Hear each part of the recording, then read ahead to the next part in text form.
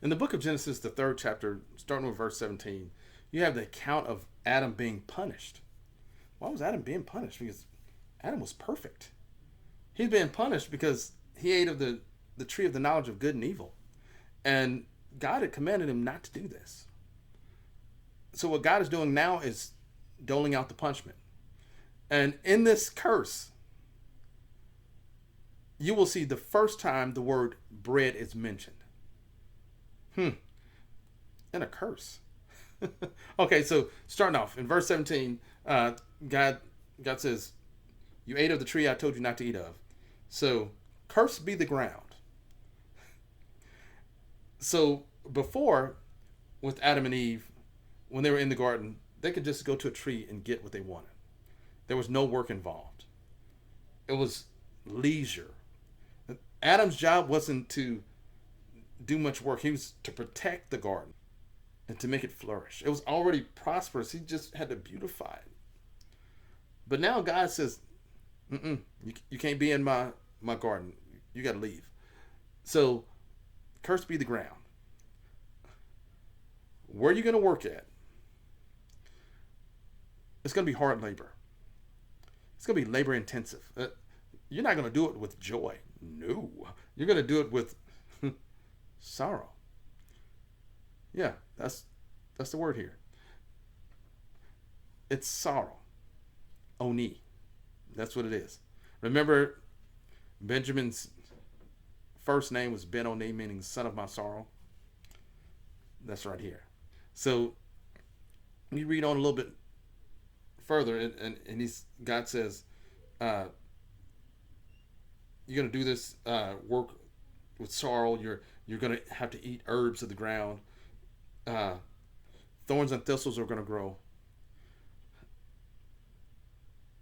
and you're going to work so hard that you're going to be sweating. This is going to be labor intensive. You're just going to not like what you're doing. It's not going to be fun. You got to work for your food now." And God says something really strange. He says, "You're going to eat bread." Eating bread? He says, "You're going to eat bread until the day you die, because until you return to the dust, because out of the dust I formed you." Now, this is the first time you ever see the word for bread in Scripture. It is lechem.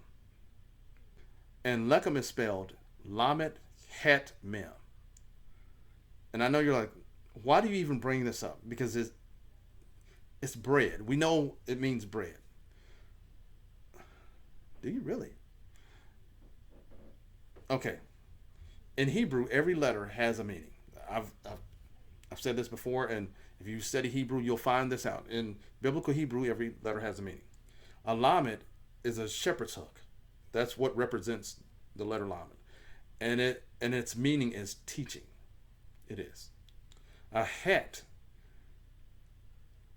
it's represented by a wall. That's his picture, and it's telling you it's going to hold back something. That's what a wall does. And a mem is represented by a picture of water. So the word for bread, lechem,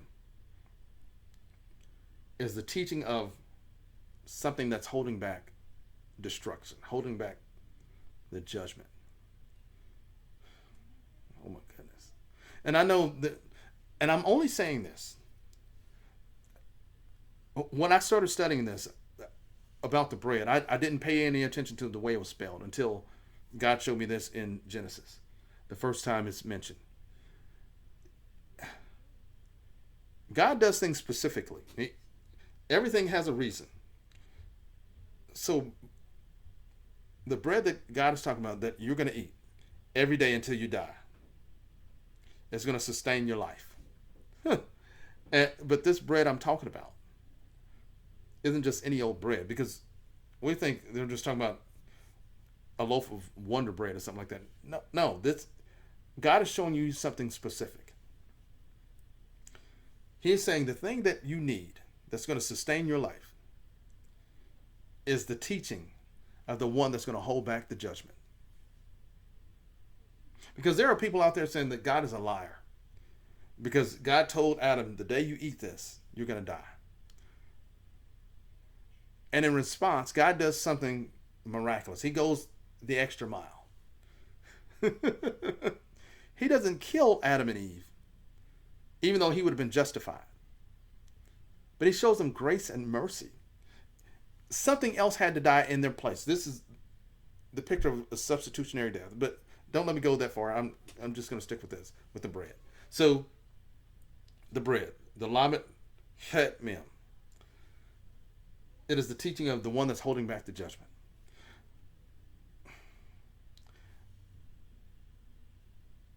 If you don't study Scripture, if you don't study the way things are worded and what letters make up a word, you wouldn't know that's what this word means. And I know it just means bread. It doesn't mean anything more than that. All through Scripture, God tells Adam, you're going to have to eat this for the rest of your life until you die. You're going to eat bread. And you want to know why this is so significant? Because God tells them this, and they've never seen bread. Number one. And number two, in order to have bread, you have to have fire. You have to do something labor intensive. Remember, all Adam and Eve have ever done before this is just pluck something off the tree, picked a herb or two, and just ate it. They didn't eat to be gluttonous. They just ate because it was fulfilling. But right now, they're going to have to work for their food. They don't know what bread is. But God tells them, you're going to eat bread until you die. And I know Adam is like, I don't know what bread is. Out of all the things you've given me, you've never given me bread. I don't know. We've eaten from the trees. We've eaten apples, oranges, and pears, whatever. We've eaten all these things. We've eaten herbs. But we've never eaten bread. So then it says, right after all this, it says that God makes them tunics of skin for Adam and Eve. This clothing of skin was to cover their shame. It was. Remember, when God was calling for Adam and Eve, they were hiding. They were covering their shame with food. They were covering their shame with fig leaves.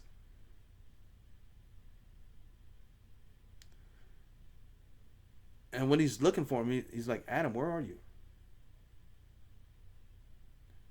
And Adam says, I was afraid because I was ashamed because I'm naked. What God does as a punishment. Do you know how sweet God is? Listen to what God does. As a punishment for your disobedience, as a punishment for what you've done, you've transgressed his laws. As a punishment, he covers your shame. Oh my goodness. As a punishment, he covers your shame.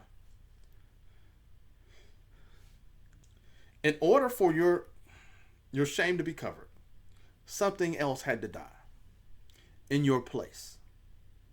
Because remember, God told them, the day you do this, you're going to surely die. And there are people out there saying, God's a liar. He's a liar.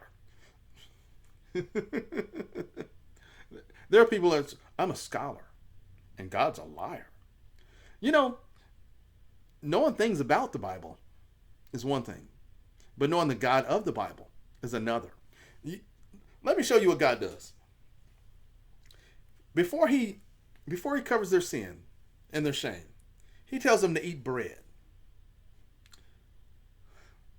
He tells them to eat lechem. Because he tells them you're going to eat this for the rest of your life. This is what's going to sustain your life until you die. It's lechem. Lechem is spelled Lamed Het Mem. It is the teaching of the one that holds back the judgment. God is sweet. He is telling you right in Genesis. Oh my goodness. That the bread you're going to eat It represents the one that's going to hold back the judgment, hold back the punishment. And I know there are people like, I don't see that's not in scripture. It just means bread. This same bread is spoken of in the New Testament. Because we think the New Testament is written in Greek, which it is not.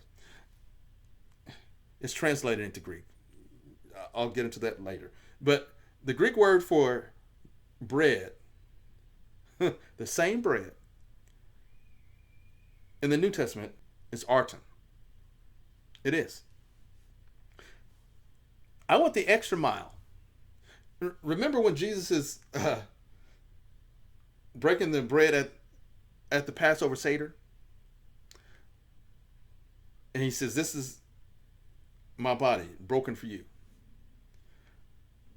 I looked it up in Greek. Then I went to the Septuagint. That's the Greek translation of the Old Testament. And I went to this same verse in Genesis 3. And it's the same word, arton, which means Jesus is saying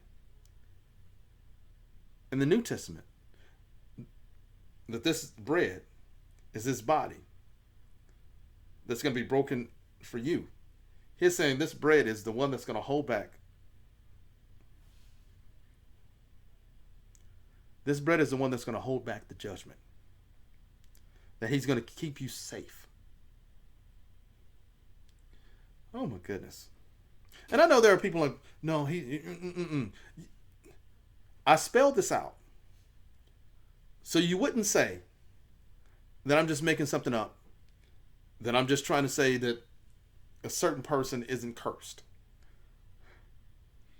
Right here in Scripture, if you take off the lamet to Lechem, you know what you get? Ham. The second son of Noah. You do. Because his name means holding back the water, meaning holding back the judgment. So let's get back to Genesis 3. So in order to have all this to happen, we know that God kills an animal. That's how Adam and Eve got their clothing. And if you think all God did was just killed an animal, just skinned it, and just left the body laying out in the ground, no. There's an altar built with stones. Then you put wood. You put the animal on the wood. And the body of the animal is consumed by fire. Now, in order to get bread, because this is the focus, in order to get bread, you have to have fire. Before all of this, there's no fire. It's not. There's no fire because what do they need fire for? They're not scaring off bears with fire. There's no sin. There's nothing. They are the rulers of earth. There's nothing they need fire for. Because all they're doing is eating fruit from the trees and herbs from the ground. There's no need in fire. And if you didn't know, fire represents the judgment of God. I don't think you understood that, because in every sacrifice, those sacrifices have to be consumed with fire. That's the judgment of God. And in order to make bread, you have to have fire. That means God is judging something else. So what Christ does in the Old Testament, right there in Genesis, he offers a sacrifice for Adam and Eve, which is a picture of what he's going to do at the cross. That's how they get the tunics of skin. But he also makes the bread. Because you can't make bread without fire. Oh, God is sweet. That he tells Adam that you're going to eat bread. Something they've never seen. So he has to provide the bread for them. Just like he provided the clothing.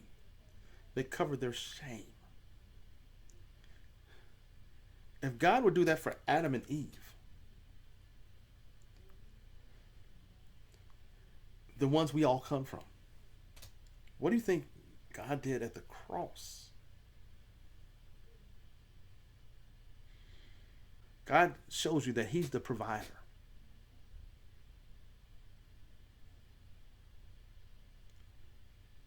He covered their shame. He covered their embarrassment. The very thing the enemy thought he had. Most of us don't realize what the enemy does. The enemy tricks you into something and then he stands back and watches. And he gets a good laugh. He's like, see, I told you, they don't deserve this dominion. This should be mine. They don't deserve all the blessings you get. They didn't even listen to you. The enemy sat there and watched. He was quiet. He had done his worst at the very beginning, thinking that God would destroy his own image. Oh my goodness. See, this is what the enemy tries to do. Because the enemy wants you to destroy God's image. That's why you can talk bad about somebody else, because you're trying to destroy God's image. Even Christians today, talking out of their mind.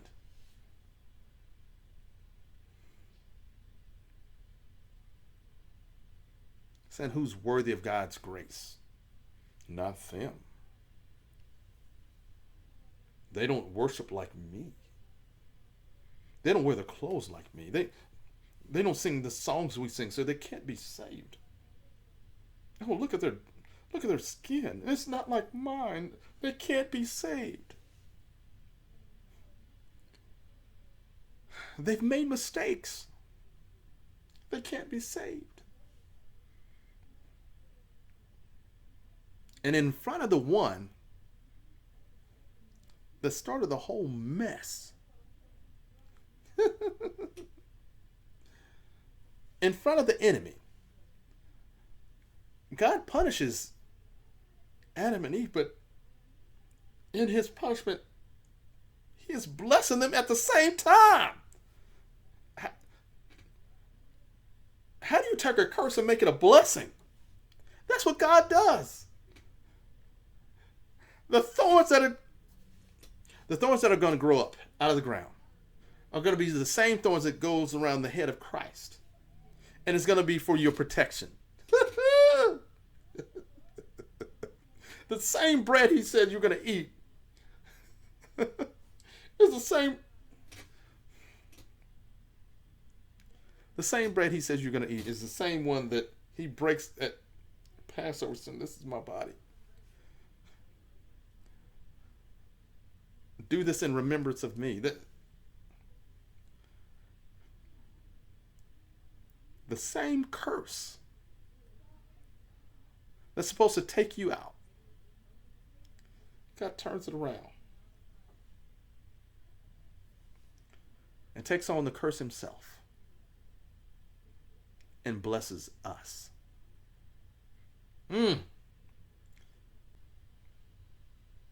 All this. And the curse, the bread in Benjamin.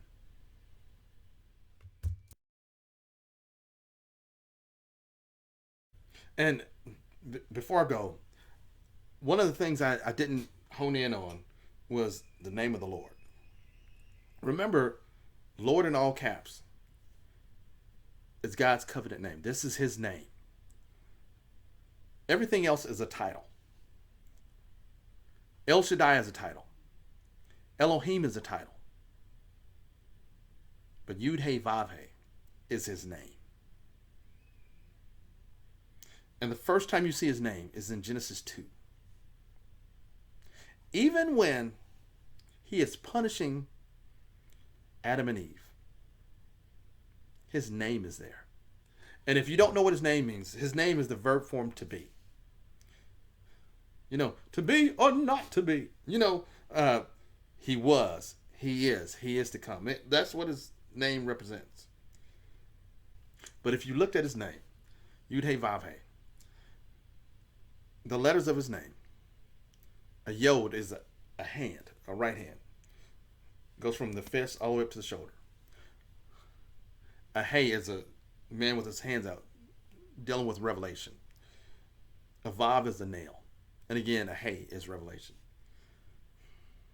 As the hand reveals, the nail reveals. Showing the picture of the cross. Here in Genesis. It is the revelation of who the Messiah is going to be. All this in Genesis 3.